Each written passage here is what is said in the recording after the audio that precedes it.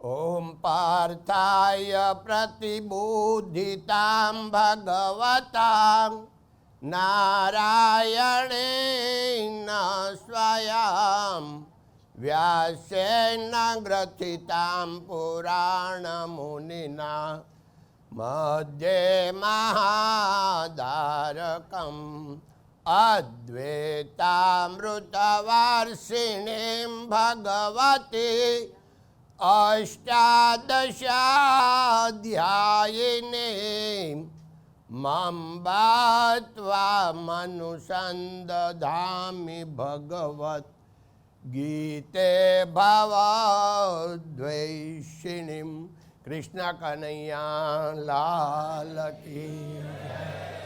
वाह वाह, बोलो भारत माता की जय। धन्यवाद। तो देखो, ये जो गोविंद काका है वो असल में है गामड़ियो गोविंद, क्योंकि मेरा बर्थ गांव में हुआ। वो 700 की आबादी का गांव, गांव में धुरिया गांव, मिस गांव में कोई सीमेंट कंक्रीट का तो दर्शन ही नहीं था। गांव में 1 से 4 स्कूल थी। 5, 6, 7 में लाठी तालुका हमारा जो घर से 6 किलोमीटर दूर है, वहाँ मैंने पढ़ाई की। मगर I am study only 7 but not given 7 exam also. I have certificate only 6. But I can speaking English very well. But without grammar. Who want grammar? Grammar want only India and British. Because Britain has his mother language, India has largest speaking English in the world. That why only 2 countries want English. Otherwise, I am going to near 100 countries in the world. But anywhere, किसी को एक grammar की जरूरत नहीं है। क्यों नहीं है? कि उनको भी इतनी नहीं आती है। अगर हम स्वीडन में जावे, स्विट्जरलैंड जावे, जापान जावे, तो आप लोग को जितनी इंग्लिश आती है इसकी वहाँ किसी को नहीं आती है। क्योंकि ब्रिटिश का रूल्स जो कंट्री पर था, ये ब्रिटिशरों ने इंग्लिश किया, इंग्लैंड किया, इसलिए हमारी ऊपर रूल्स था इंग्लैंड का, इसलिए इंग्लिश हमारी सबसे ज़्यादा अच्छी है। तो वो लोग क्या समझते जब हम टॉकिंग करते हैं कि ये भाई को तो बराबर इंग्लिश आता है, हमको नहीं आता है, इसलिए मेरा English valid around the world.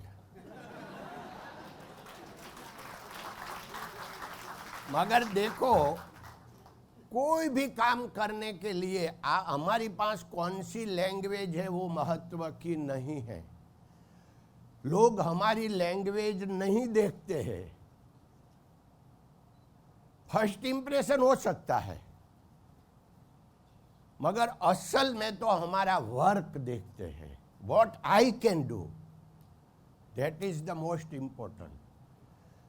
तो मैं 1964 में मेरा गांव से यहाँ आया सूरत में।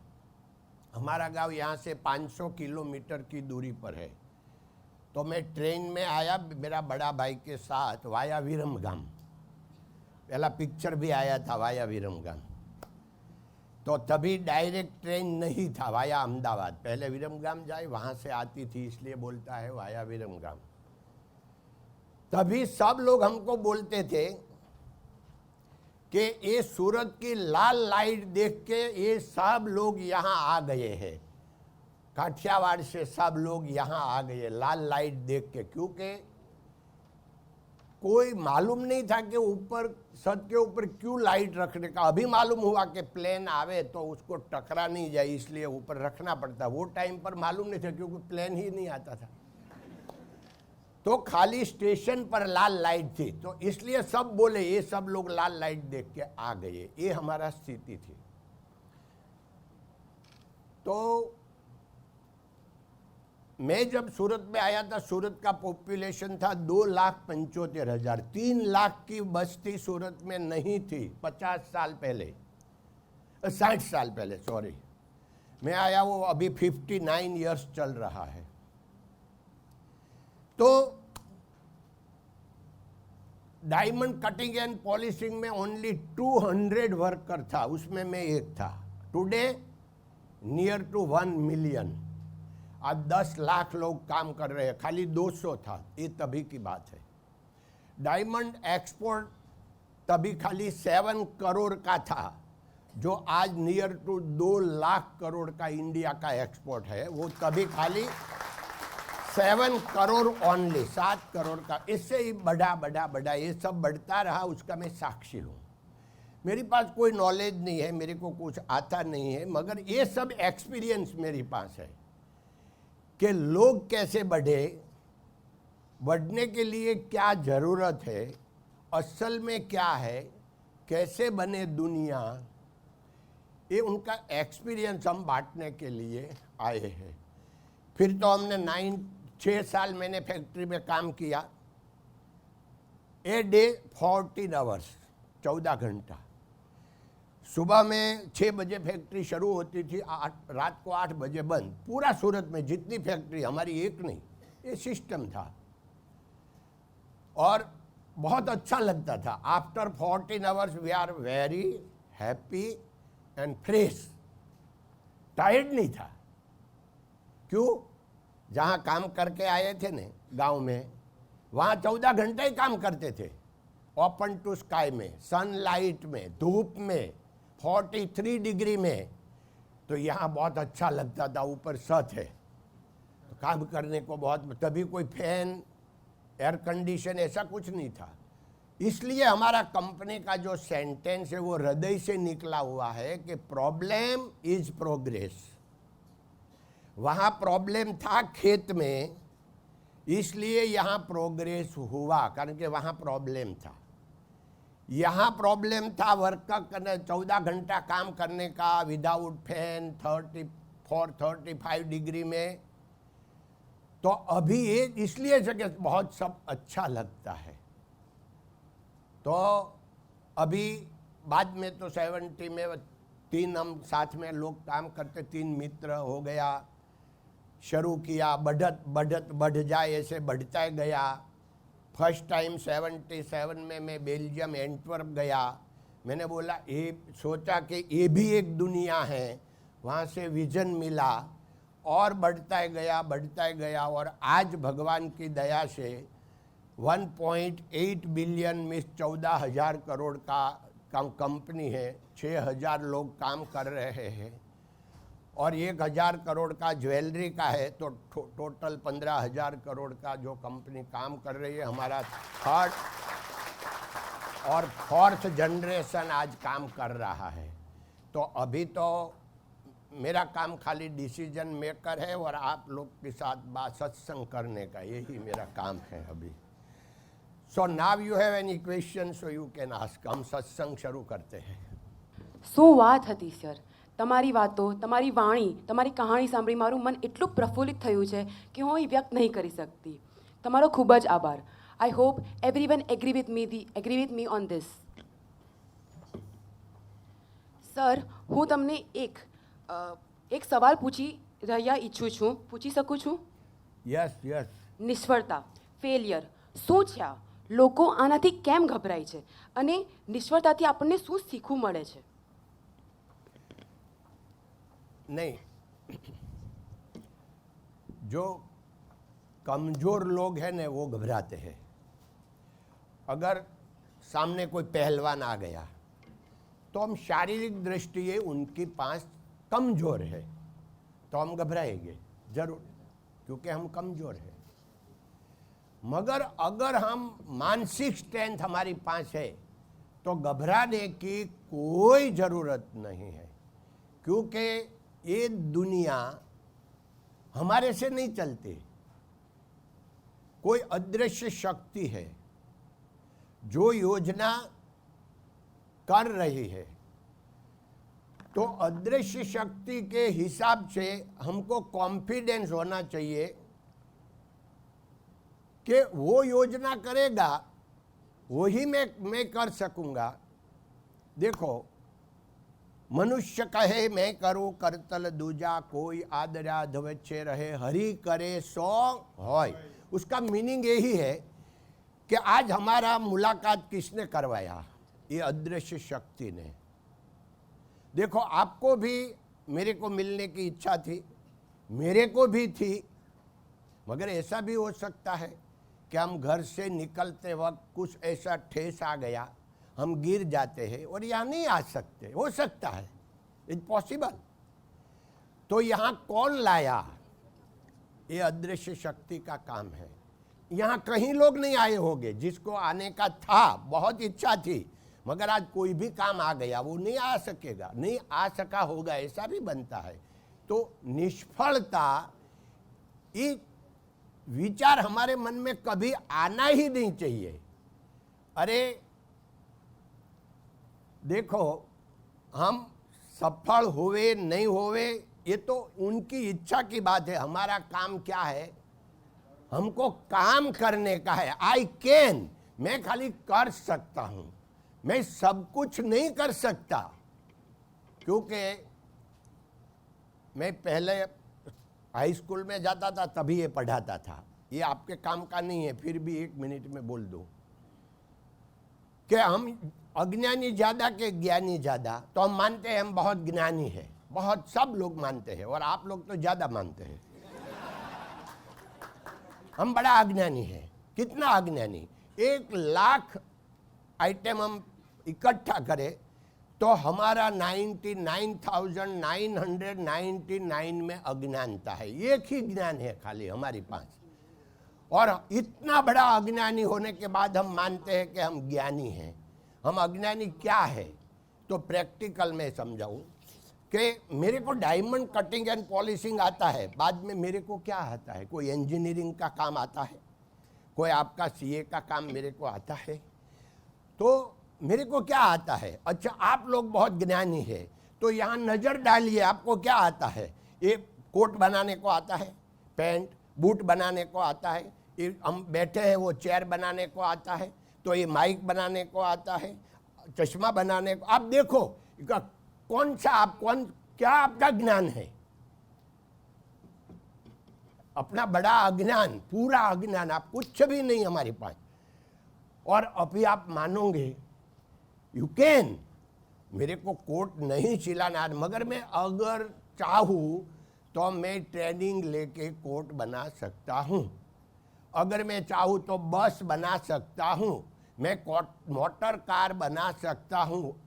अगर मगर उसको ट्रेनिंग लेना पड़ेगा, मिनिमम 1000 डे, 3 साल का ट्रेनिंग करके हम कोई भी काम कर सकते हैं। आई कैन, ये कॉन्फिडेंस होना चाहिए।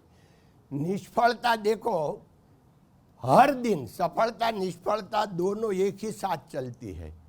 हवे बेन 1 मिनट, जब भी हमारे को 2003 में डी बियर्स का हम मेंबर बने, तो डी बियर्स वाला ने हमको बॉम्बे ताज होटल में मीटिंग रखा था। तो डी बियर्स वाला 11 लोग था, हम 5 पार्टनर थे। तो उसने बोला कि 1 घंटे का हमारा इंटरव्यू खत्म हो गया, आपको कुछ कहने का है? तो मैंने बोला कि हमारे मोरारी बापू कथाकार है, वो कथा में बोलते हैं, एक एग्जाम्पल देते हैं कि एक वो अब मुस्लिम था, तो वो नमाज पढ़ रहा था 12 साल से। 12 साल आकाशवाणी हुआ कि खुदा के दरबार में तेरी एक भी नमाज मंजूर नहीं हुई। तो वो नाचने लगा, आनंद। तो सब लोग बोले तू मूर्ख है, तेरा 12 साल तूने काम किया, वो तेरा मंजूर नहीं हुआ और तुम खुश होते हैं। उसने बोला मंजूर करे नहीं करे उनकी इच्छा की बात है, मगर उनको पता तो चल गया कि कोई नमाज पढ़ रहा है। तो मैंने वो डी बियर्स वाले को बोला कि हमको आप मेंबर बनावो नहीं बनावो, हमको कुछ मालूम नहीं है, वो आपकी इच्छा की बात है। मगर डी बीयर्स को मालूम तो हो गया कोई मेंबर बनने लायक है, बस वो हमारे इनफ है। That is the positivity. आप समझे ना कि पॉजिटिव क्या है? ये पॉजिटिव है। नहीं दे दे उसकी कोई चिंता नहीं, जितनी सफलता मिली इसमें ही संतोष। અત્યારના સમય પ્રમાણે જોઈએ તો હીરાની અંદર ત્રણ વસ્તુને મહત્વ વધારે આપવામાં છે: રેવન્યુ, ઇન્કમ, કોસ્ટ, પડતર, ડિસ્ટ્રીબ્યુશન અને વેચાણ. ત્રણ વસ્તુને વધારે મહત્વ આપો. તો હાલ જે મંદિરનો માહોલ ચાલે છે, તમારો ઇન્સ્ટાગ્રામ પર એક પેજ છે ગોવિંદ કાકા, એમાં તમે ઘણી વખત તમારા કર્મચારીઓ સાથે વાર્તાલાપ કરતા હો, પણ અત્યારના સમય પ્રમાણે જે તેજી મંદિરનો વિચાર ચાલે છે, છતાં આજે આપણે ટોપ ઉપર છો. સુરતની જેટલી પણ ડાયમંડ ઇન્ડસ્ટ્રી છે એમાં તમારું નામ ઉપર છે. તો તમે કર્મચારીઓને આવા ફેઝની અંદર આ ત્રણમાંથી કયા પાસા ઉપર વધારે ધ્યાન આપો છો? લા ભાઈ, આ પાસાની તમને ખબર છે, એના માટે તાલી બજાવો। પણ આપણને તો ભાई એટલી જ ખબર છે कि आज जो आप काम कर रहे हैं वो सबसे बेस्ट करो, दूसरा कुछ मालूम नहीं है। देखो, हरण का शिकार सिंह करते हैं, तो सिंह को क्या करना चाहिए? अगर खुराक लेने का है तो हरण जितना दौड़ता है उससे उनको थोड़ी स्पीड बढ़ाना चाहिए, तो ही उनको खुराक मिलेगा। हरण को बचने का है तो क्या करना पड़ेगा? सिंह की जो स्पीड है उससे थोड़ा बढ़ाना पड़ेगा। बस बिजनेस में इतना ही है, दूसरा कुछ नहीं है। हमारा जितना भी कॉम्पिटेटेड है, कोई हरकत नहीं, कंपटीशन नहीं होता तो बिजनेस हमारा चलेगा ही नहीं। भी कंपटीशन होना ही चाहिए, मगर हमको उनसे थोड़ा आगे रहने का है, टेक्नोलॉजी में, मानव शक्ति में और एनवायरनमेंट में, और जैसे बोलते हैं कि वातावरण, इनको बोलते हैं। बस तो अब इतना आगे बढ़े तो हम आगे रहते हैं, दूसरा कुछ नहीं। लंबा भाई साहब प्लीज। આપણે જોયું છે કે સુરતમાં કતારગામ, વરાછા સાઈડ હીરા બજારનું ચલણ વધારે છે, તો અમે તો અલથાણ સાઈડની ડાયમંડ બુસ્ટ જેવું કન્સેપ્ટ આવ્યું છે, તો ભવિષ્યમાં એવું લાગે તમને કે આખા સુરતમાં ડાયમંડની એક લહેર આવશે, હરેક જગ્યાએ ડાયમંડ ઓફિસ હશે? ના, નહીં હોય। એનું કારણ શું કે વ્યાપારનું કેન્દ્ર જે આવી રહ્યું છે ને, સુરત ડાયમંડ બુસ્ટ, એ વ્યાપારનું કેન્દ્ર છે। ત્યાં કોઈ ફેક્ટરી નહીં બને, ત્યાં કોઈ મેન્યુફેક્ચરિંગ નહીં બને, કોઈ પણ, ખાલી ડાયમંડ નહીં, કોઈ પણ સુરતનું। કારણ કે સુરત ડાયમંડ બુસ્ટ બન્યું ને, એ તો ખાલી 40 એકર જગ્યામાં બન્યું છે, અને આખી એ છે ડ્રીમ સિટી। ગવર્મેન્ટ ઓફ ગુજરાતે એને ડ્રીમ સિટી તરીકે डेवलप करी है, अने ई छे 1900 एकड़। तो उसमें से तो खाली डायमंड वाले को तो 2% दिया है जगह, ओनली 2%। तो डायमंड बूर्स बना वो तो खाली 2% जगह में बना है, और बाकी का तो पूरा डेवलप सूरत का वहाँ। मगर ये 1900 में कोई भी इंडस्ट्री नहीं आएगी, मैन्युफैक्चरिंग नहीं आएगा, ये डेवलप करने खाली व्यापार, तो उसमें तो नहीं आएगा। मगर आपस में भी नहीं आएगा। क्या है, एक वातावरण होता है कि भाई गुजरात हीरा बूर्स में पहले से ही मैन्युफैक्चरिंग के लिए वो बना था, गुजरात हीरा बूर्स। तो इसलिए गुजरात हीरा बूर्स में फैक्ट्रियाँ आई, और वहाँ जो है वहाँ ही रहेगी। फैक्ट्री कोई यहाँ नहीं आ, पूरा सूरत में ऐसे व्यापक नहीं होएगा, ऐसा मेरा मानना है। કમ્પિટિટિવ વર્લ્ડ છે આપણી, કે બધી જગ્યા લોકો આપણે ગિરાવવાનું ટ્રાય કરીએ, કાટવાનું ટ્રાય કરીએ, તો એમાં પણ તમે કેવી રીતે ઉભરો કે બધા તમને આપ નીચે ઢકેલવાની ટ્રાય કરશે, પણ how do you stand out and stand out? અત્યારે તો ગુજરાતમાં જ હા ભાઈ, આખી દુનિયામાં બધા ભાઈએ કીધું કે ધકેલવા આપણને બધા કરતા હોય, આપણને એવોઇડ કરતા હોય। આમ જુઓ, એ મોટો એક સબ્જેક્ટ છે, પણ તમને હું કહું, કર ભલા તો હો ભલા। અને મારા પપ્પા ભણેલા નહોતા, પણ એક કોકની પાસે લખાવે અને ખિસ્સામાં એક ડાયરી રાખતા હતા. હું 7-8-10 વર્ષનો હતો ત્યારે એ ડાયરીની પાછળ લખેલું હતું મનુષ્ય યત્ન ઈશ્વર કૃપા. એટલે આપણે આપણું કામ ખાલી મહેનત કરવાનું, યત્ન કરવાનું છે. ઈશ્વરની કૃપા જો થાય ને તો આપણી એમાં કોઈ આપણને ડિસ્ટર્બ કરી શકે નહીં, કારણ કે ભગવાન આપણી હારે હોય.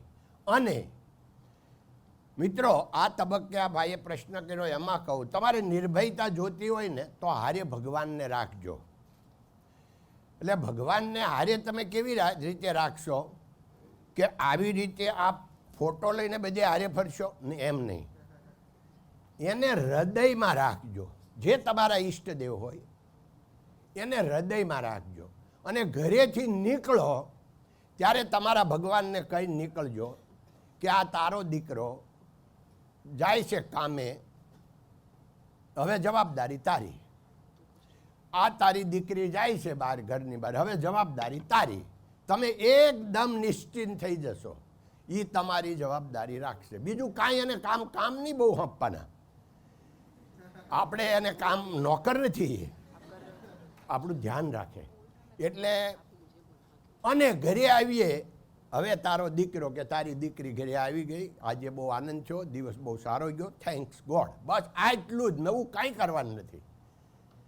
હવે તમે ધંધો કરો તો ભગવાનને હારે રાખો. કેવી રીતે? સામાન્ય રીતે એવો નિયમ છે, બધા જૂના મહાત્માઓએ, વિચારકોએ કીધે 10% તમે ભગવાનનો ભાગ રાખો. હવે 10% વધારે લાગતો હોય તો 5% રાખો. પછી તમને એ વધારે લાગતો હોય તો 1, 2, 3 તમારી ઈચ્છા મુજબ રાખો, મગર ભગવાનને હારે રાખો. અને આમ કાંઈ તમે 10% રાખો ને તો કાંઈ તમને ખોટ નહીં થાય. શું કામ? અમે સ્વિટ્ઝરલેન્ડમાં રમેશભાઈ ઓઝાની કથામાં રમેશભાઈએ વાત કરેલી કે 10% ભગવાનનો ભાગ રાખીએ તો પહેલાં તો બહુ વાંધો ન આવે. જ્યારે આપણે 10 લાખ કમાઈને તો લાખ આપવામાં કાંઈ વાંધો નહીં, કરોડ કમાઈને તો 10 લાખ આપવાનો કાંઈ વાંધો નહીં. પણ હાલા 100 કરોડ કમાઈને પછી એમ થાય કે 10 કરોડ આપી દેવાય કાંઈ. પછી રમેશભાઈએ જે શબ્દ કીધો ને એ આપણે આખી જિંદગી યાદ રાખવાનો છે. એને એમ કીધું, ઓ ભિખારી, ભગવાન કહે છે, હો, રમેશભાઈ ઓઝાએ જ કીધું, એ કે ભગવાન એમ કે આપણને, ઓ ભિખારી, તું હું મને 10% આપવા વાળો, 90% હું તને આપું છું.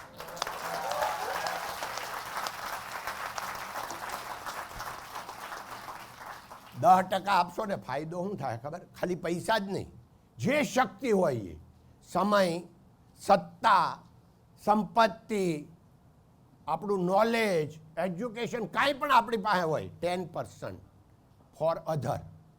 એનો ફાયદો શું થાય? લોકો આપણા થાય, લોકો આપણી પાસે આવશે, આપણને ચાહશે, અને આપણે આગળ ક્યારે જ વધીએ, લોકો આપણને ચાહે. આપણે જો સૌથી પહેલાં મા બાપ આપણને ચાહવા જોઈએ, પછી આપણા ભાઈ બહેન ચાહવા જોઈએ, પછી આપણા દીકરા દીકરી આપણને ચાહવા જોઈએ, પાડોશી ચાહવા જોઈએ, અને પછી સર્વે જના સુખીન સંતુ સર્વે સંતુ निरामया. चरस लो, बोलो. आपके थोड़े से व्यूज और सजेशन इन यंगस्टर्स के लिए कि कैसा हमें पैसे को बचाना चाहिए, कैसे उसका इस्तेमाल करना चाहिए, उस पर आप क्या कहना चाहेंगे? भाई पैसा बचाना ही नहीं चाहिए.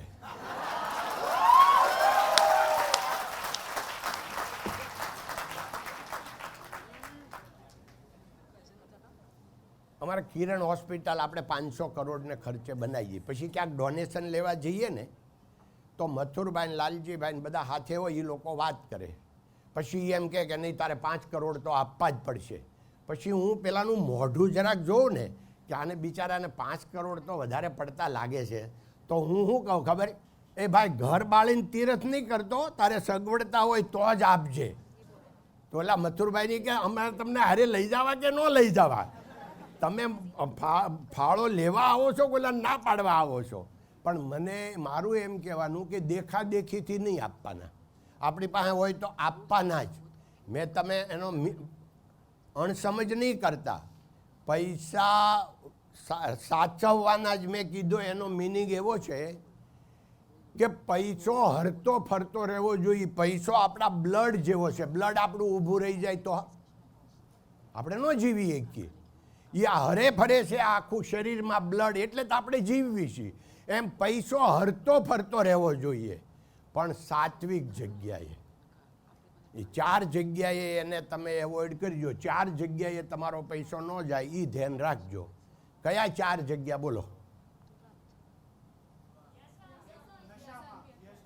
હા, નશામાં એક પરફેક્ટ છે. બીજું જુગાર 2 બરાબર પરફેક્ટ છે. 2 આન્સર. જો ગાંધીજી જ્યારે પહેલી વાર ગયા ભણવા બ્રિટિશ, ત્યારે એની મમ્મીએ કીધેલું કે દીકરા, માંસ, મદિરા અને મોહિનીનો ત્યાગ કરજે.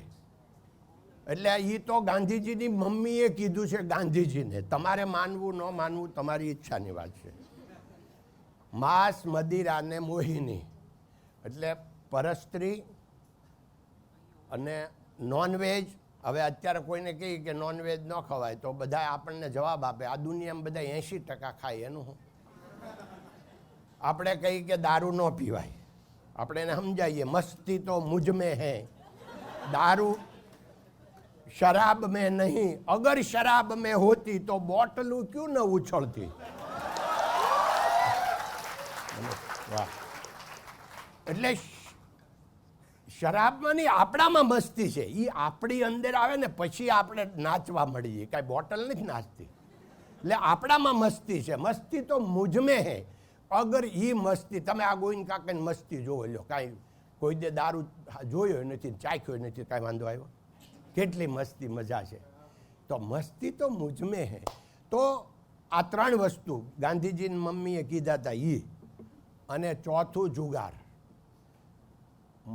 ડોંગરેજી મહારાજ એમ કહેતા કે જો ધન તમારું પાપનું ઘરમાં આવ્યું હશે, અન્યાયનું આવ્યું હશે, તો ખાલી બીજી કે ત્રીજી પેઢીએ એક જ છોકરો એવો થાય કે જુગારની લતે ચડશે અને તમારી 3 પેઢીની સંપત્તિ એક રાતમાં ફિનિશ કરી દે. બહુ સરસ. એક રાતનું જ કામ છે, ખાલી એક રાતનું. તમને જાણીને મિત્રો આનંદ થશે, જે પાળે નહીં એને બોલવાનો અધિકાર નથી. એમ ડોંગરેજી મહારાજનું સેન્ટેન્સ છે. એટલે હું પાળીને બોલું છું એટલે તમને બધાને લાભ થશે. તમે હવે જુગાર નહીં રમો. કેમ? હું more than 20 time Las Vegas ગયો છું. લાસ વેગાસ એટલે જુગારનું ધામ. અમારે ત્યાં ડાયમંડનો શો થાય. ડાયમંડ શો દર જૂનની 1 થી 5માં. એટલે એમાં જવાનું થાય. પહેલી વાર 88માં હું ગયો લાસ વેગાસ.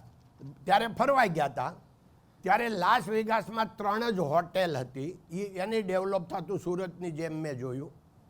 આજે 30-40 હોટેલ છે. અને ત્યારે જે હતું એના કરતાં અત્યારે 100 ટાઈમ લાસ વેગાસ થઈ ગયું છે. એટલે આખું લાસ વેગાસને મોટું થતું જોયું છે. પણ મારાથી લાસ વેગાસને ખોટ એ ગઈ કે હું $1 કોઈ દે જુગાર રમ્યો.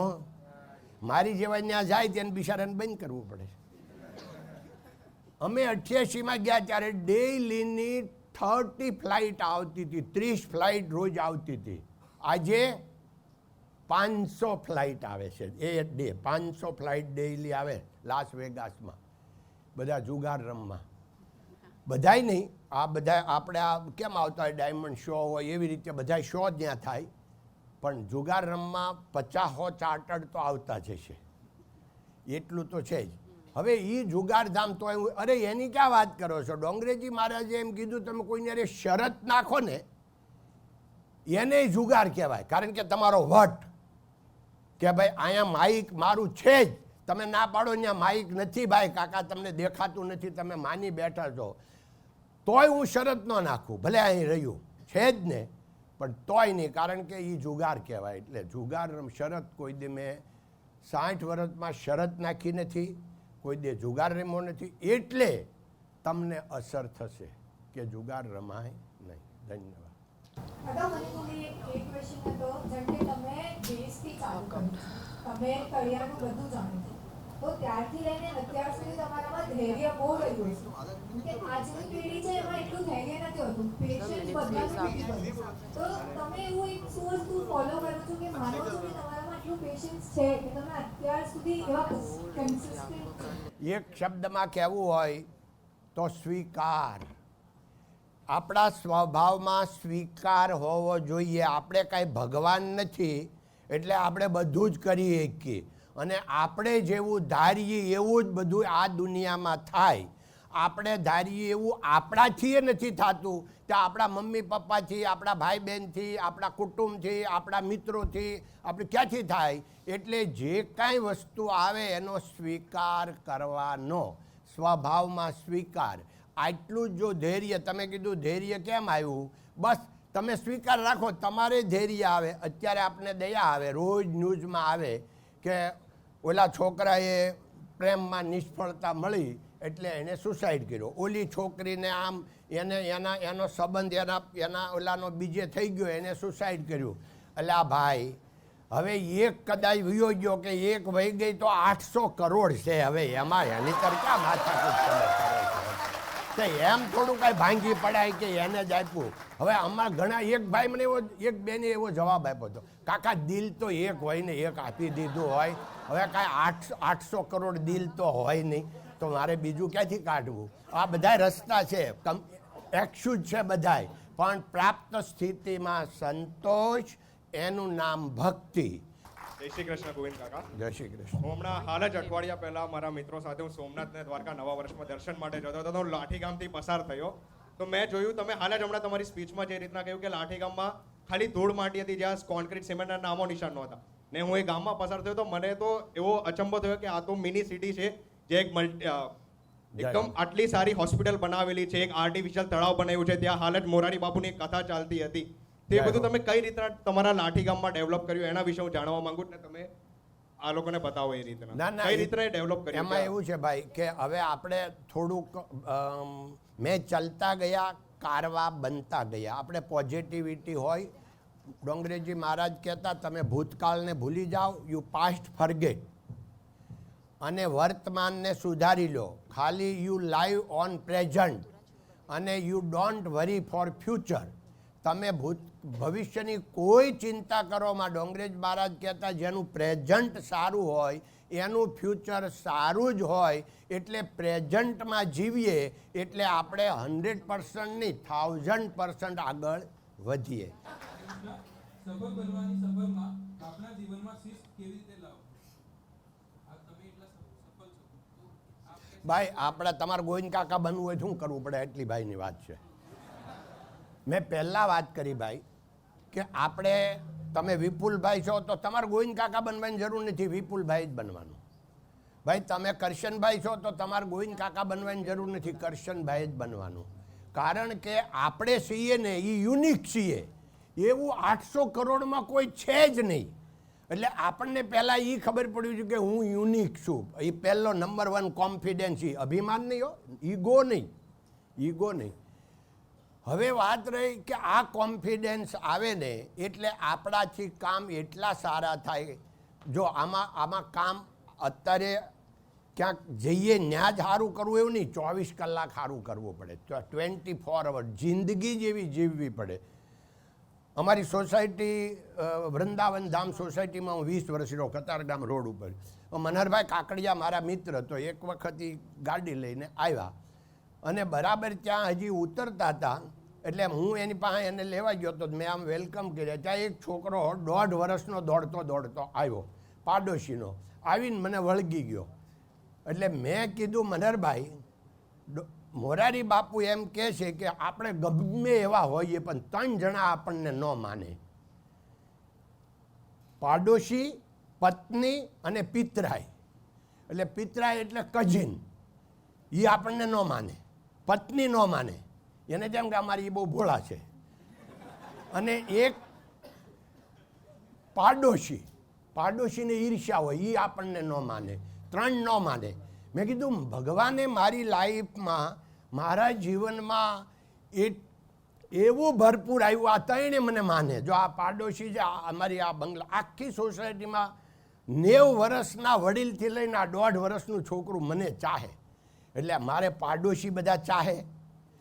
હવે વાત રહી કે કઝિન બ્રધર, અમે 17 કાકા દાદાના 17 ભાઈ ને 30 બેન, 30 ભાંડડા, 13 બહેનો, એટલે 30 ટોટલ 30.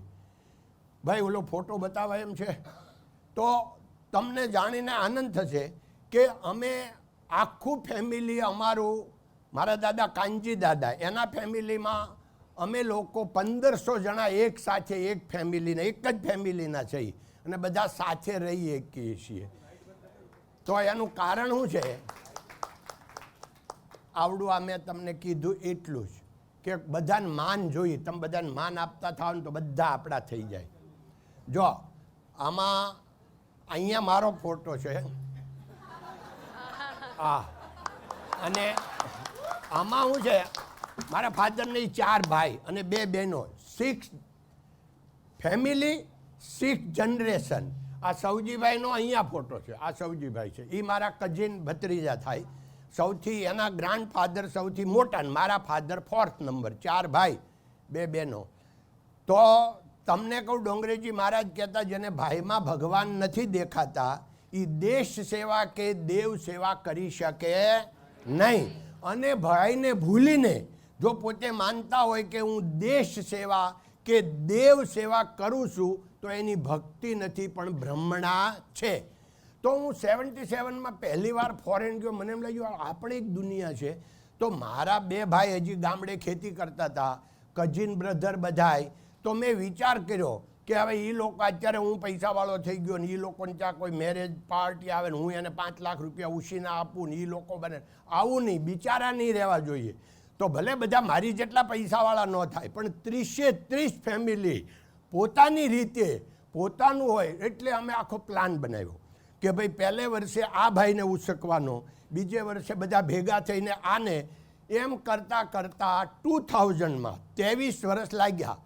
30 ફેમિલીને પોતાનો બિઝનેસ, પોતાનો બંગલો, પોતાની ગાડી, એકાબીજાની કોઈને જરૂર પડે નહીં. એટલે આ બધા સાથે રહીએ છીએ. પોઝિટિવિટી છે.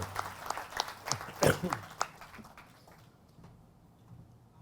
બધા પૈસાની ડેવલપમેન્ટની વાત કરી છે, પણ મેઇન વસ્તુ તમે જેટલા એક્ટિવ છો અત્યારે, એટલી એનર્જી છે તમારામાં કે તમે એટલા યંગ લાગો છો. આ સૌજી ગોવિંદ કાકા ખોટું નામ રાખ્યું છે, ગોવિંદભાઈ રહેવું જોઈએ. જય હો. આમાં કાકા, અમારા કાઠિયાવાડમાં કહેવત છે, કાકા મટીને ભત્રીજા ન થવાય. કાકા ઇઝ રિસ્પોન્સ, બહુ રિસ્પેક્ટેબલ કહેવાય નામ. હા, વડીલ ભલે લાગે પણ એ કાકા સારું. હા, બરાબર છે. બહુ એમાં એવું છે કે આ ભાઈ યાદ કરાવ્યું એટલે કહું, આમાં લીવર મારું નથી, લીવર બીજાનું છે. મારે લીવર ઓપરેશન 16 મહિના પહેલાં કિરણ હોસ્પિટલમાં કરાવ્યું. કિરણ હોસ્પિટલ તમને ખબર છે કે ટ્રસ્ટના ચેરમેન હું જ છું, 200 ટ્રસ્ટી છે, આપણે જ બનાવી હોસ્પિટલ. હવે આપણે વિચાર આવ્યો કે આપણે હોસ્પિટલ બનાવીને જોઈએ એમાં લીવર ઓપરેશન ન થાય તો આપણે ખોટી બનાવીને, નકર આપણે અમેરિકા તો જઈએ કે એમ હતા, તો ખોટી બનાવી તો આખા ગામને નુકસાન કરવા બનાવી. એટલે તો પછી આપણે આમાં ઓપરેશન કરાવવું જોઈએ. પહેલું ઓપરેશન લીવરનું આપણે આમાં કરાવ્યું. હવે લીવર કોને બગડે? દારૂ પીવે એને. અને કેન્સર કોને થાય? તમાકુ ખાય એને. આ બેયની હારે લેવા. પણ એ 70, 80, 85% કે 80-85% લીવર દારૂથી જ બગડે, પણ 10, 15, 20% નેચરલ બગડે. એમાં મને નેચરલ બગડેલું, આપણે દારૂ પીધો નથી. અને કેન્સર 80-85% તમાકુથી, પણ ઘણા ન ખાતા હોય તો થાય છે, આપણને ખબર છે, નેચરલી. તો આ પોઈન્ટ બહુ મહત્ત્વનો છે. અત્યાર સુધી બધા કે ગોવિંદ કાકા બહુ દાનેશ્વરી, ગોવિંદ કાકા, કારણ કે મેં કીધું એમ ભગવાનનો ભાગ હોય ને પછી આપણે છે ને પૈસા વાપરી આપણા ન હોય ને, આપણને એમ થાય આપણે ક્યાં ભગવાનના છે ને વાપરો ને એમ. એટલે મોટો ફાયદો એ થાય કે આ દુનિયામાં ઉદારતાના ઇતિહાસ હોય, લોભિયાના કોઈ દે ન હોય. એટલે પહેલાં બેને કીધું ને એમ પૈસા મેં સાચવવાની ના પાડી ને, એ ના પાડી કે તમે હોય ને તો વાપરજો. ઉદારતાના ઇતિહાસ હોય, લોભિયાના કોઈ દે હોય નહીં. પણ બેફામ નહીં. તમારા પૈસા વાપરવાના તો આઉટલાઇનમાં ક્યાંય વપરાવા જોઈએ નહીં. સમાજ ઉપયોગી ગમે તે એમ વાપરવાના, અને ઘર બાળીને તીરથ કરવાના નહીં. વ્યાજે કોઈ દે પૈસા લેવાના નહીં. આપઘાત કરે ને એમાં 20-25% વ્યાજે પૈસા લીધાવાળા કરે છે. એટલે આપણે નો ફ્યુચર બને ને તો નહીં જ બનાવવું, પણ વ્યાજે 1 રૂપિયો જિંદગીમાં કદી લેતા નહીં. હવે વાત રહી, આપણે ક્યાં પહોંચ્યા હતા? આ લીવર. એટલે હું એ ખાલી મેસેજ આપું છું કે આ દુનિયામાં ભગવાન જેને દાનેશ્વરી બનાવે ને એ દાનેશ્વરી, ભગવાન જેને ભિખારી બનાવે એ ભિખારી. એટલે ગોવિંદ કાકા એટલા મોટા પૈસાવાળા હતા, દાનેશ્વરી હતા, તો એને છેવટે જિંદગીમાં લીવરનું દાન તો લેવું પડ્યું, ભિખારી તો બનવું પડ્યું. કારણ કે 1000 કરોડમાં લીવર વેચેથી મળે નહીં. એ તો કોઈ તમને ડોનેશનમાં આપે તો જ થાય. એટલે આપણને ભલે કેડેવર મળ્યું પણ મૂળ તો ડોનેશનમાં મળ્યું ને. એટલે આપણે ભિખારી તો બન્યા કે નહીં ભાઈ? ગોવિંદ કાકા દાનેશ્વરી હતા પણ ગોવિંદ કાકા ભિખારી થયા કે નહીં? એટલે ક્યારેય હવામાં રહેવું